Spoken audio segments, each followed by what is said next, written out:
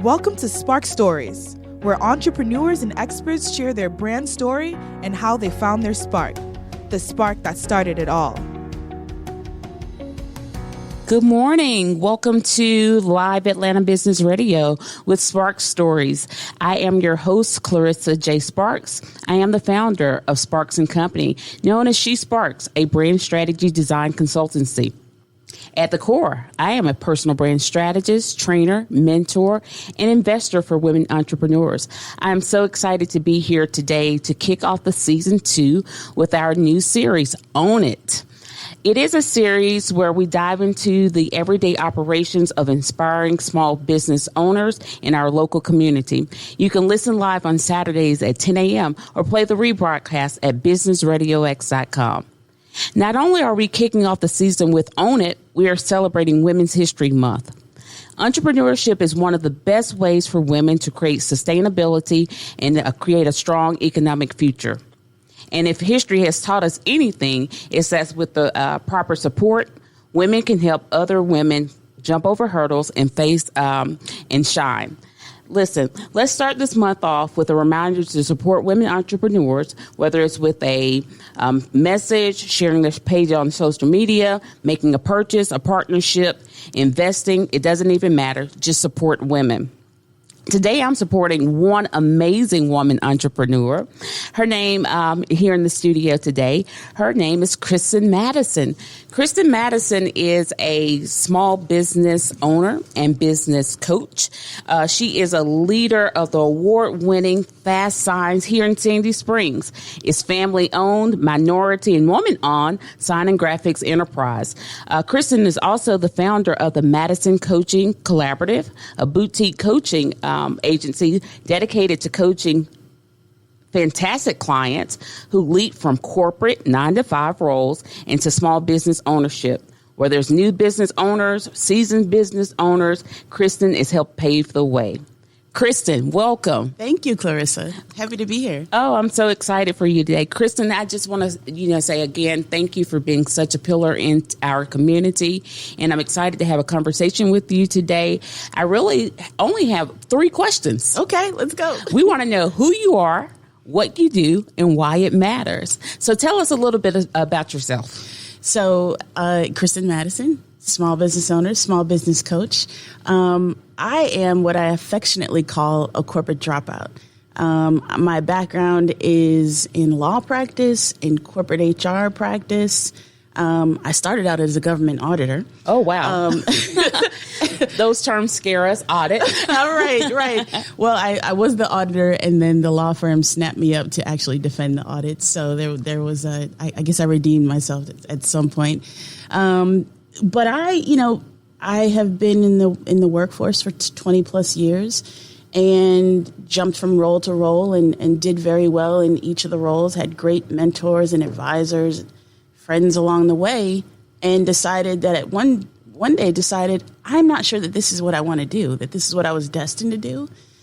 So it took me a couple years to really figure out that I didn't believe that corporate, had my best interest at heart, and that it was me that was going to have my best interest at heart. And so I really started researching the idea of small business ownership along with my brother. Along with your brother. Well, that's great. I know a lot of entrepreneurs do have that conflict in the beginning. Do I leave my job or do I step out into my destiny to fulfill my vision? So again, as you're going through this self-discovery process, what made you finally take that leap? That's a great question. So my brother and I, for years, had thought about working together in a small business, and we knew we had some good funding behind us. But I think what really pushed us over the edge is at some point, this was in, after 2010, corporate started downsizing and laying off people. Mentors started retiring. Friends, jumped to other companies. And when you're with a company for so long, almost 10 years, people leave. And so it was a different environment. It wasn't so much fun anymore. So that kind of pushed me over the edge. I decided, it's time to go. Understood. Now, in your statement, you made an interesting point. You said that you had funding. Yes. So with the capital F. So what that means is I had saved a good amount of money, personally. And then also, I'm thankful enough to have a mom and dad who really wanted to see their kids shine. And I think you said shine earlier in the intro. That's my word of the year. So they really wanted us to do well and kind of carry on their legacy and do better than they did. So my dad chipped in a couple bucks. I'm sure he will, listening to this, say it was more than a couple bucks. Hi, Dad. Thanks, Dad. Right. So that's what I meant. Okay, very understood. Now, what recommendations would you give for coming up with an exit strategy before you actually take the leap? That's a great question. So, as timing would have it, I have developed what's called a corporate dropout 30-day checklist challenge. And the checklist contains 30 steps that you can take. If you know you want to leave and start your own business, but you have nowhere to start, here are 30 actions that you can take to get you on that path. So it's anything from researching how SBA grants work, how SBA loans work, talking to a friend who might be a small business owner about what their day in and day out life is like, talking with your financial advisor about how you can start to save, to inject your own cash into your business, because you will have to do that.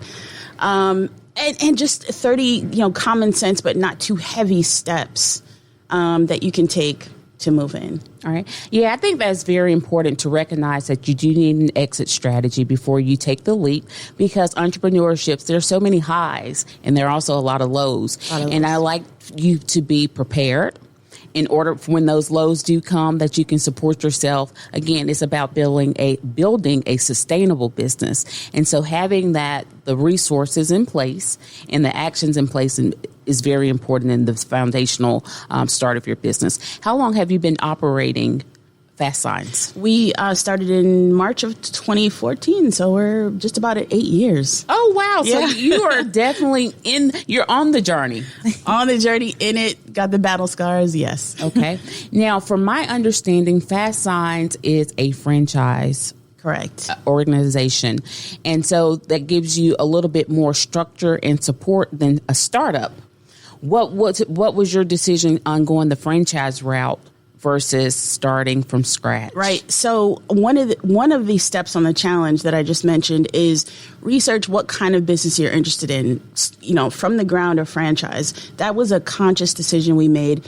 We attended tons of franchise trade shows, and we looked at existing mom and pop businesses, but when it came down to it, we wanted the stability and support of a franchise. We didn't want to start from square one. We wanted to start with a leg up with a franchise that had great training and support, notoriety. And then, Sandy Springs came about because we wanted a business that was located, in a thriving city, that was existing, that wasn't a trendy business, and was already making money. So we bought an existing business. Very good. And I think, too, having brand recognition and early on does help establish your reputation, your perception within the community. So I think franchise is a great opportunity to explore. Yep. Oftentimes we like to, as small business owner, we'd like to create things from the beginning, from our passion. But there are existing business models that are out there. Again, Kristen made a very great point. Do your research. And I will say the franchise was a great reason why we were able to keep our doors open during the pandemic. They really just were there for us 24/7. Could you dive a little bit deeper into your experiences during, the life pre-pandemic, during pandemic, and now that we're slowly coming out? What has been the trend? So right before the pandemic, we were having our best sales months and years possible. We, the sky was the limit. The curve was straight up for us. Once the pandemic hit, we definitely took a haircut in our sales, but we relied on our long-term trusted customers to keep us through. They stuck with us because they needed us. The FASTSIGNS model obviously is based on a lot of entities who need signs, and the city of Sandy Springs is one of our largest customers, and they needed to let their citizens know what was open, what was closed, and so a lot of that involves signage. Right. So a lot of communication to the public kept us, the need, I would say, to communicate to the public is what kept customers ordering from us for safety reasons, really. Oh, absolutely. That makes a lot of sense. So you weren't working from home. You were working in the office. We were essential workers. I mean, the beauty of Fast Signs is that we have a great CEO who is very involved in lobbying on Capitol Hill. And so she lobbied hard for Fast Signs in the sign industry to be deemed an essential business. So we stayed open. I will say the first several weeks, we would leave and go home at 2. Normally we're open 9 to 5. But we would take calls in the afternoons from home. So we never stopped working. We worked a little less, but we were still open. Oh, thank you for your service, keeping us safe with signage. Thank you. You're welcome. That's very good, Kristen. Again, just like I said, you've been in business now about 8 years. You took the franchise route, and you're encouraging those who want to leap out on faith to have an exit strategy, a 30-day plan. So once they've made the leap, they've gone through your checklist, they found the business that they want, what advice would you give to them? So what I would say is, number one, the advice is trust yourself, but understand that things around you will change. Seek out your peers. You're now a business owner. You're now a small business owner. You're no longer a corporate employee. So your friends will change. Your colleagues will change. Seek out those people who are going through the same things that you're experiencing. And that's what brought me to be so engaged with the Sandy Springs Chamber, because at some point, in the beginning, I wasn't necessarily seeking out a new peer group, but I also found that the people, around me in the business that we own, we weren't speaking the same language. I was the owner. They were not the owner. I needed to find people who were speaking my language. And so that's when I joined the chamber and started networking and interacting with other small business owners. Yeah, I think that's important about building relationships, particularly in your local community, so that you can identify other individuals or organizations who can speak your language. I think that is very important in the early stages of business building, relationship building. So who else is in your network of business networking, or have you created your own board of advisors? That's a great question. So I will say early on, the Sandy Springs Perimeter Chamber has a program called the Executive Roundtable. And so in the beginning, that was a monthly meeting that I attended, and they were my board of advisors. I've since moved on from the organization, but I would say my regular board of advisors are my financial advisor, my dad. My mom is kind of the Kristen whisperer for the emotional part of it, but also other regular business owners who I see day in and day out. And after a while, I realized that, okay, yes, I need actually, let me just say this. I also network with an organization called the Women's Success Network, based out of Roswell. It's a closed networking group with several seats of different businesses. And yes, I'm in the group for leads, but that group really provides the emotional support that I need as a small business owner and a female small business owner. So I would, and then I have my regular friends and that kind of thing. But the closest people today are really related to business day to day. I think that's very important. Now, you mentioned a couple times emotional support. Right. Let's talk about the emotional component of being an entrepreneur. Oh, yes.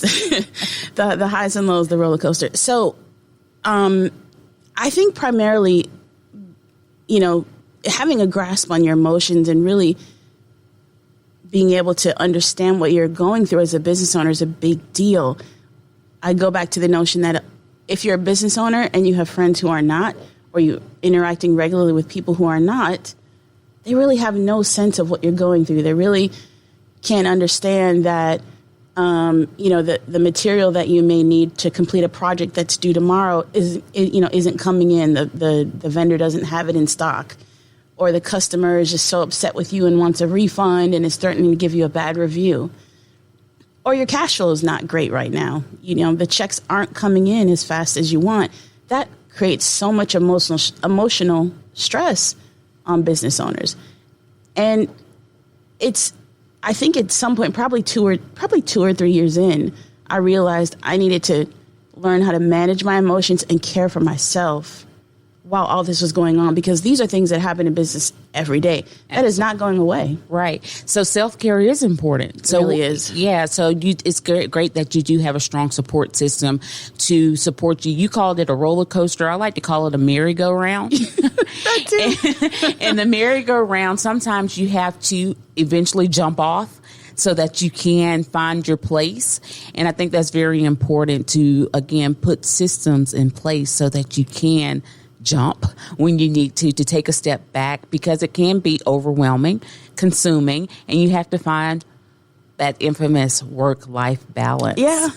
I hate to sound cliche, but I did discover meditation early on in our ownership. Reiki, energy healing, that kind of thing. Beads, whatever works. Say whatever, send a sign, right? Right.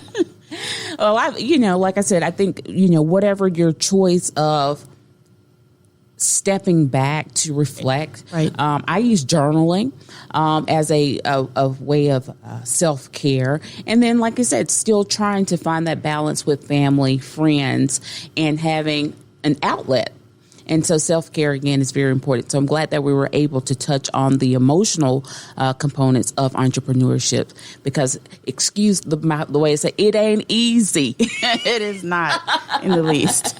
It ain't easy. And it's not for the faint at heart. So like I said, you will have the highs and the lows.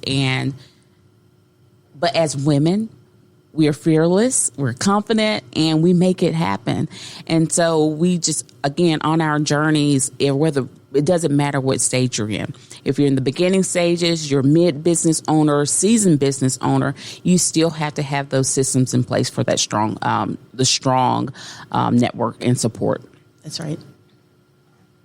So, Kristen, what differentiates your business from any other fast sign company? Thank you for that.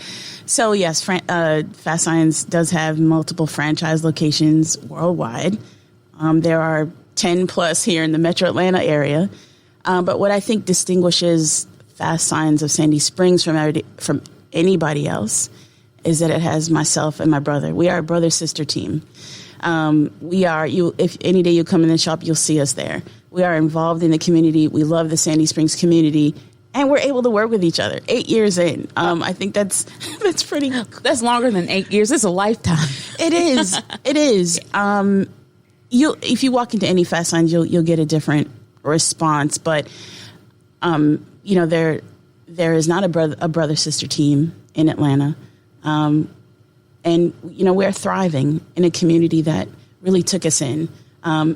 There was a previous owner. Excuse me, who owned the business for years. And so we had to really turn that tide around and let the community know that, yes, there are new owners, but we're here also to partner and serve. So there's only one Kristen Madison. There's only one JR Madison. And you only get that at FASTSIGNS of Sandy Springs. Very good. So what challenges did you and JR face or are facing? Well, when we first started, it was really about people coming in and asking for the former owner, the previous owner, and us having to say, he's no longer owner of the business. It's us. How can we help you? And so we were challenged also to let it be known that we were the new owners, but also we had some challenges with retaining existing customers.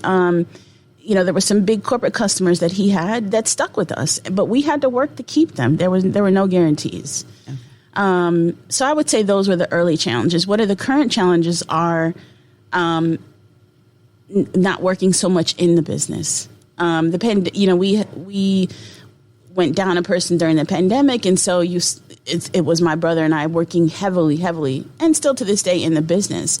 So the challenge is trying to extract ourselves right now from that so that we can work more on growing the business. Okay. Do you have other employees? Yes, I have a full-time graphic designer, full-time production, and installation person as well. So good. So facing those challenges. So what have been, I guess, that out of the challenges you've overcome, so what has been that learning lesson that you would like to share? Ooh. The lesson I think that I would like to share is to stay in your lane, focus on you. Don't necessarily worry about the competition, because if you're worrying about somebody else, you're taking your eye off of your own business. With there being so many fast signs in the area, I could be easily consumed by what everybody else is doing, what downtown is doing, what Norcross is doing, that kind of thing. But there's enough work for everybody. Right. If you work hard enough, the work is there for everybody. Yeah, I kind of subscribe to that as well. There is enough out here for everyone. If you differentiate yourself in the market and you position yourself, you will win. Yeah. You will thrive. And again, you keep your eye on your vision, on your goal, and be always mission focused. Yeah, I kind of liken it to dating, the dating scene. Ooh. Do compare. All right. So there's a lot of competition here in Atlanta. Yes. And at some point when I moved here in 2004, I quickly realized that, Kristen, whoever is meant for you will find you.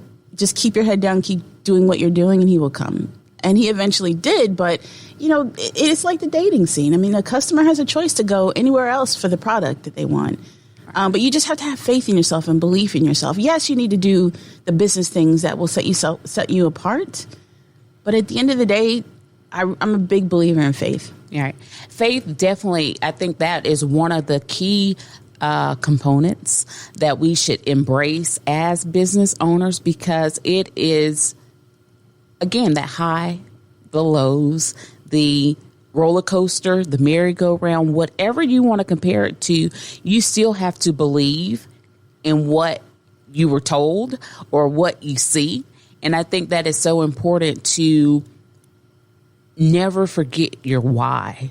Why am I doing this? What gets me out of the bed every single morning to work these 14, 16-hour days and wearing the many hats of an entrepreneur is, again, especially in the early stages where you are the visionary, you're the graphic artist, you're the social media specialist, you are so many things to so many different people. So that does require faith. Yeah, and you're also the janitor. Oh, you're the janitor. You can't forget about that too. You do get your hands dirty. Yeah, there's a humbleness that you have to have as well. Yes. I'm writing a blog for some of my readers that says, I think the title is "No one cares about your degrees." At some point, I'm a lawyer. Have a bachelor's degree, whatever. But at the end of the day, that sometimes doesn't matter to customers. They want what they want, and you have to be humble. Right. Now, you bring up an interesting point about education. A lot of entrepreneurs, if they kind of get that, what we like to call the imposter syndrome, or they feel like they're always lacking a skill or set. I am a lifelong learner. I think education is important to get the skills that you need in order to continue to grow. What advice would you give to an entrepreneur who wants to, I guess, maybe halt or slow down the pace of their entrepreneurial journey to pursue education? So imposter syndrome is one of those things that comes up for a lot of business owners. I think it comes up when you're doing good, when you're stretching yourself, when you're beyond where you thought you might be. You're over your skis, but you're still doing the thing. I would say that imposter syndrome is one of those things that never goes away. It's just, it's always on your shoulder, whispering that you can't, or that you're not good enough. But I will also say that imposter syndrome may also bring up a need for you to rethink maybe the things that you're doing, as far as, do I really need to be doing this, or do I have enough funding to bring on somebody who can do this for me, who can do it better than me? So there's the, subbing out of certain aspects of your business to a contractor or something like that. But I would say that there's always room for education. I am a lifelong learner as well. And I think in, year 6 or so, I decided to go to school for coaching. And I believed in myself as a business owner. Fast Signs was stable at that point. So I, said to myself as a seasoned business owner, what's next for me? And some additional education for me was not a bad thing. Right. And it brought me into coaching. So I would say if there's a, little voice in the back of your head saying, hey, if you want to pursue this, go do it, then go do it. But just set yourself up smartly in your business to be able to step away, have the right people and processes in place so that you can step away. Yeah. That goes, you said the word again, processes and systems in place. I think that is essential to sustainability so that you can step away and go from that owner operator to actually just, I guess, the overseer. Correct. You can wear that badge of honor of CEO and direct from afar because you have the systems and the processes in place for you to go out. Because if you're like me and most other entrepreneurs and small business owners, you're multi-passionate. Right. And there's so many things that you want to do all at the same time. Right. So you have to find that balance in order to, I say you can have it all, just not all at the same time. I love that. I think you're absolutely right. And for those of us who are overachievers, we want it all at once. But I think you have to know that you can't have it all just in seasons, if you will. In seasons. So now, you're operating FASTSIGNs. You've realized that you still had a passion to serve. And so you decided to do coaching. Yes. Tell us about coaching. So I had a coach. I hired my own coach when I was still in corporate, probably around 2011, because I wasn't at a high enough level, quote unquote, to be given a coach by the company. But I had a new challenge in front of me. I had been selected for a new job, and the word was given to me that you need to knock this job out of the park or else. So I hired my own coach, and I said, damn it, I'm not gonna fail. Right. I will not fail. So I hired a coach. And so the coach stuck with me. I knocked it out of the park. I continued in the job. And then when I left corporate, my coach followed me into small business. So he was with me, coaching me through what is this thing? What is this new lifestyle? And, eventually down the path, he said to me, I got to the point where I started thinking, okay, what's my next move? Mm-hmm. And I had thought about coaching, and he said to me, I think you'd be an excellent coach. And this is a coach who's been coaching for 20, 25 years. And to hear him say those words was all the permission that I needed. And that's essentially what a coach does. Right. You have the ability to affect whatever change you want in your life. A coach is there to sit alongside you and make it happen. Right. So he gave me that permission. Yeah, and that permission is good. And that's, again, going back to the words we've echoed several times today, and that's support. Exactly. Every business owner needs a strong support system, even if you have to go out and hire them. Yep. You can't always rely on your family and your friends to understand your thought process. I think entrepreneurs, we're wired differently. We are. And so I think that having that guided support to give you permission, and most importantly, give yourself permission to pursue whatever your passion is. So it sounds like coaching is a part of your why. It is. It is. I look back at my transition from corporate to small business, and he gave me that helping hand. He extended the hand to me of understanding, of support, of compassion for what I was experiencing, and vision. He gave me vision. He made me shift, he not made me, but he allowed me to shift my mindset into this new realm that I was entering. Well, welcome to the wonderful world of coaching. Thank you. That's really good, Kristen. You've definitely given us a lot of food for thought today. A part of being that lifelong learner, and what books or podcasts or resources would you recommend for us to read so that we can continue to grow? So my favorite book, business book, I will say, that I read a couple years ago that just totally, took the blinders off for me was The One Thing. The One Thing. What's the one thing you can do right now that will make everything else unnecessary or easier? And once I saw that, I looked at my list of 25 daily things to do. Oh, the entrepreneurial checklist. Right. And I just realized, all right. So now I employ the concept. What's the one thing I can do right now that will make all of this easier or unnecessary? So that's a big book. But I will also say that I read a lot of books, but I also listen to a lot of podcasts. I will listen to Amy Porterfield's podcast. She's big in email list building and entrepreneurship and online courses.